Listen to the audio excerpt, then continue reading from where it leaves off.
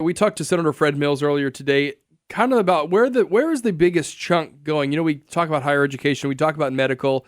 Where is it? And he brought up just the difference in budgeting. It's almost double from, I think he said 5 years ago, if I'm right, Brandon, maybe 5 or 10 years ago, but it's double now.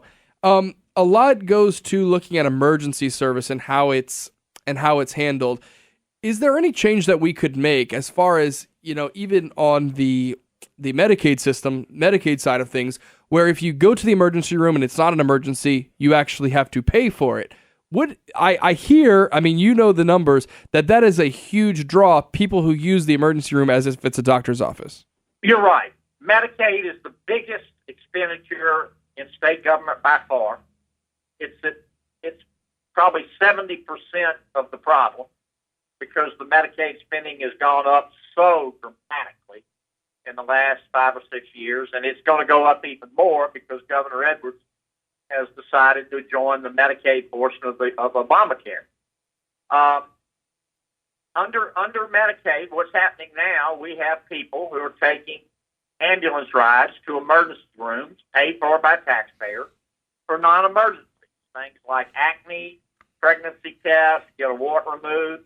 Well, it costs 5 times more in an emergency room to treat the patient for that. Now, under Medicaid, we have to provide that treatment for free, but we don't have to provide it in an emergency room. We can refer those folks to a clinic. What other states have started to do is to say no. Okay, we're not going to ask taxpayers to pay to treat your acne in an emergency room. We will get you a treatment, but it's not an emergency, and you can do it a lot cheaper in a private clinic. It's perfectly legal to say no. No state or federal law requires you to treat a patient in an emergency room for an obvious non-emergency. We need to just start saying no.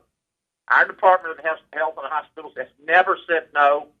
It's cost us hundreds of millions of dollars, and it's time we put some rules into place. Look, the American people are very compassionate. If you can't pay for a doctor, doggone it, we'll pay for your doctor. But you got to work with us. You just can't go to an emergency room to see if you need eyeglasses when we can do that with an optometrist for 5 times cheaper.